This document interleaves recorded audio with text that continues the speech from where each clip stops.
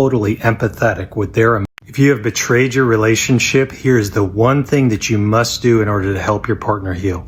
3 words. Own your betrayal. That means fully acknowledging the suffering and the pain that you have caused your partner, and that you are completely and totally empathetic with their emotional states and their perspective, and they are allowed to talk about it, and they are allowed to be mad at you. They are allowed to feel all of their feelings, and you own your betrayal. You recognize that your betrayal caused all of that in them. The main thing that I think is so important is that you go to the person that you betrayed. You don't wait for them to come to you and talk about it. You go to them and you say to them, do you want to talk about my betrayal today? How are you doing because of what I've done?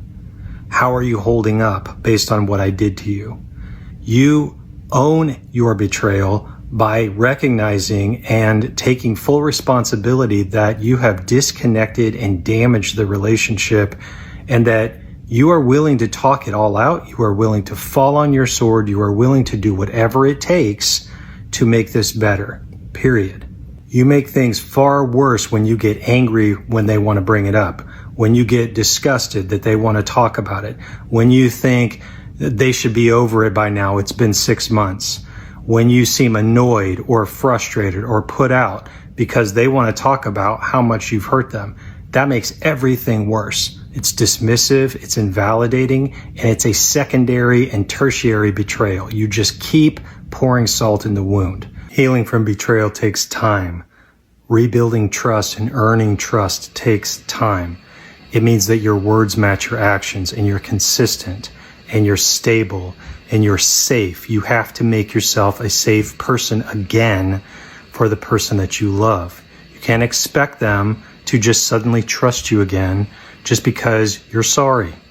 So own your betrayal, take full responsibility, and don't do it again. Today's my first time going back home in public, and it's probably one of the hardest things that I've had to do. I feel so embarrassed going anywhere, people staring at me. I have my sister with me. Just the effects of everything after. People don't realize how hard it is just to go back to your normal life. It feels so ugly. Just like, I feel like I can't go anywhere without people just staring at me like. You know when you start realizing that you're done with a narcissist? Is when you truly accept that this person's not going to change. And it dawns on you that you are not willing to throw away your life like this. You're just no longer willing to do it.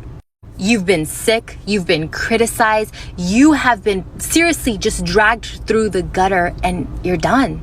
And even when they smile at you and they try to give you the fake hope, you just know. You know that it is an act, and you know that if you stay, you're just going to continue staying, and the cycle is going to start all over again. So you start detaching. You start pulling back your energy because you realize that giving that person your energy is wasted. It's just wasted energy. And my love, that energy is so precious, and you need that. So you start journaling, you start meditating, you start praying, you start listening to positive things, and you start feeling a change within you. And more importantly, you start fighting for that future that you know you want, and you know that you deserve. Oh, the most dangerous motherfucker to be with is somebody who doesn't want to love you, but also doesn't want to lose your ass. That person is dangerous, and they only like the convenience of you and what you can offer them, you know? So you have to understand that and reevaluate your situation, that they are using you for financial, emotional support, you know, probably a living situation, but at the end of the day, they'll never give you what you're worth or give you what you deserve, you know? They'll never give you that relationship, that marriage, that proposal, anything like that is not happening, right?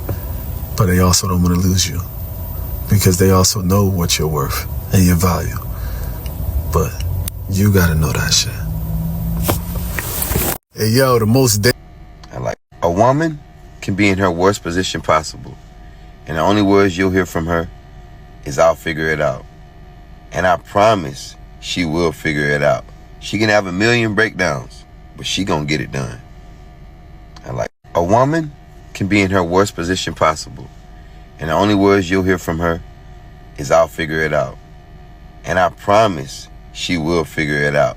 She can have a million breakdowns, but she gonna get it done. I like It's the worst feeling in the world is when you get played by a man you know you settled for. You knew you gave a chance to. You knew you looked past his present to see his potential. And here this man go that you know really didn't deserve you, playing in your face. They will do this. What I'm saying is, just because you settled don't mean you're going to find your happily ever after. Because newsflash, even those men that you be settling for can still be narcissistic, can still be gaslighters, can still be cheaters, can still be womanizers, can still neglect you in the relationship. Quit thinking that just because you settled and you gave this man the charity of your heart, that means he's going to repay you with his gratitude. What I'm saying is keeping your standards high, and where it needs to be is your protection. Every time you settle, you take your seatbelt off during dating, and you're wondering why your heart keep crashing out and breaking into pieces is because you're settling. You're not protecting yourself. Your healthy standards and qualifications is what keeps you safe during dating. Settling leads to suffering. Sixth phase in healing. The seventh kind of critical thing we need to do in affair recovery is we need to know why the affair happened and why our partner wants back into this relationship. So why did you stray, and what do you know now, and why do you really want this relationship? Because we need to know that they understand why they chose this unhealthy coping behavior and why they really want us and back into this relationship. And the final thing we need to see to heal from the affair, the eighth thing, is that we need to see our partner do the work to really understand why they had the affair, to dig really deep and explore what underlying causes, what underlying trauma, what underlying factors prompted them to choose an affair as a coping strategy instead of talking to us, doing the work to heal the relationship and address some of the challenges that maybe we were all having. So we want to know that it will never happen again. And to know that, we need to know really why it happened in the first place, the deep reason why. All right, so what do you think about these 8 critical phases? Would you add anything? Would you subtract anything? Tell me your thoughts. Let's not continue this and leave it at that. Let's normalize telling people, it seems that you don't have the capacity to love me in ways that I want and need. So let's not continue this and leave it at that. Let's normalize telling people, it seems that you don't have the capacity to love me in ways that I want and need. So let's not continue this and leave it at that. This may be hard to hear, but I'm going to say it. You will encounter some people in this life who you will never be enough for. No matter how good you are, no matter how loving you are, no matter how intentional you are, you can't keep running yourself ragged in hopes that one day you will be enough. You not being for everybody is the blessing. My hope for you this season is that you remember how worthy you are, even when other people can't see it. I hope that you trust that you are enough. How you give, how you love, how you show up, how intentional you are, that is enough. And if some folks can't see it, won't see it, or don't see it, that's not your baggage to carry. Okay?